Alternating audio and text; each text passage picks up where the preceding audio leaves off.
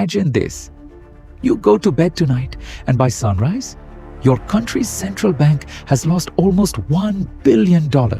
No gunmen, no explosions, just silence, keyboards, and a single spelling mistake that saved the day. This is the story of one of the most ambitious cybercrimes in modern history. An attack that shook the global banking system, exposed shocking security weaknesses, and proved that sometimes the smallest errors change everything.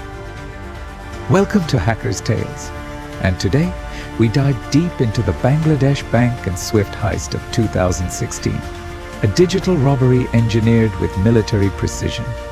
To understand this heist, you need to know the battlefield. Swift, the Society for Worldwide Interbank Financial Telecommunication, is the secure messaging network trusted by over 11,000 banks in more than 200 countries. Every day, Swift processes trillions of dollars through simple encrypted transfer codes. These messages are the financial world's bloodstream. If you control the messages, you control the money. For years, Swift was considered unbreakable, untouchable, a fortress of trust. But in early 2016, someone found the cracks. Investigators discovered the attack began weeks before the world even noticed. Unknown hackers, believed by many cybersecurity experts to be linked to the Lazarus Group, quietly slipped into the Bangladesh Bank's internal network. Their entry point? A cheap, outdated $10 second-hand router with almost no security. With access gained, the hackers installed custom-made malware designed specifically for Swift systems. This wasn't random. This was targeted, tailored, surgical. For days, they studied the bank's behavior, monitored staff routines, learned how transfers were processed, which accounts were used, and, most importantly, how to stay invisible.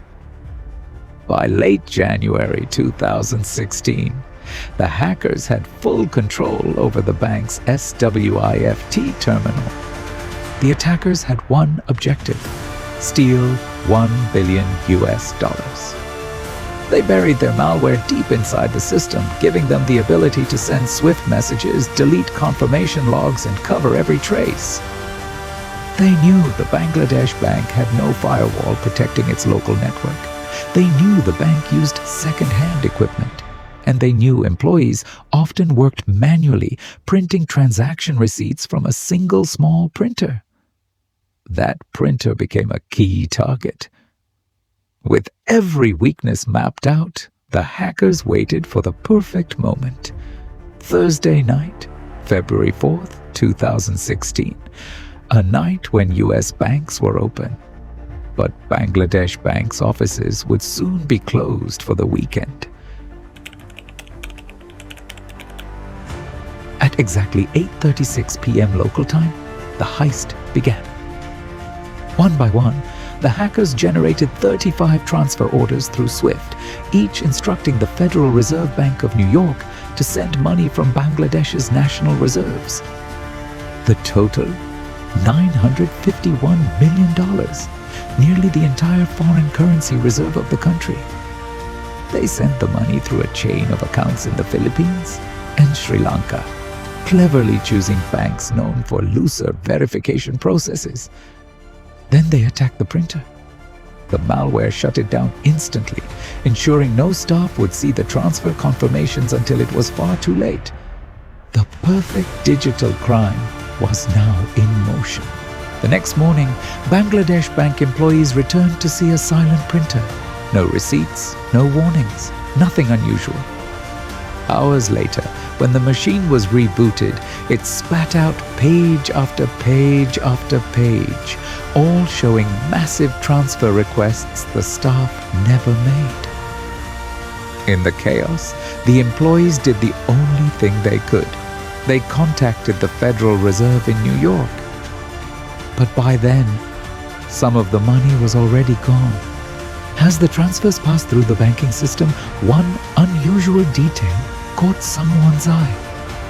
One of the destination accounts was listed under Shalika Foundation. Not Foundation, Foundation. That single spelling error triggered an automated compliance alert at Deutsche Bank. The bank paused the transaction, investigated the account, and alerted the Federal Reserve. Because of that one mistake, $850 million was stopped. But not everything. 5 transfers succeeded before the alarms went off. $81 million moved to a bank in the Philippines, the RCBC branch in Manila. The money was broken into smaller accounts, withdrawn as cash, and funneled into casinos. Philippine casinos were not covered by anti-money laundering laws at the time. No verification, no reporting, no questions. The funds were converted into gambling chips, played briefly, then cashed out, making the money impossible to trace. To this day, most of the $81 million is still missing.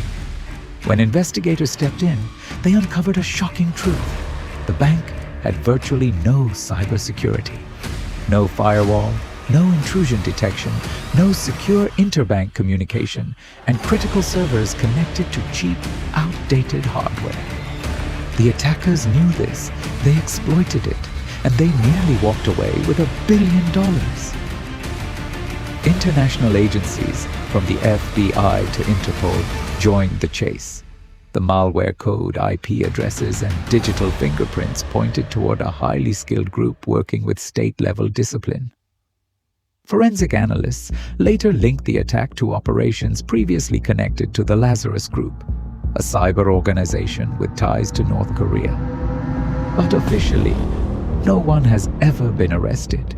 The Bangladesh bank heist forced the global financial world to rethink its security. SWIFT rolled out major updates, new encryption standards, and stricter verification procedures.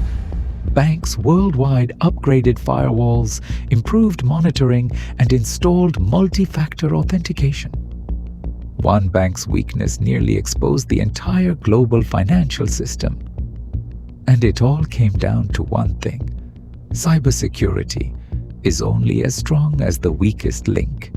$1 billion heist, a silent infiltration, a perfect execution, stopped by a typo.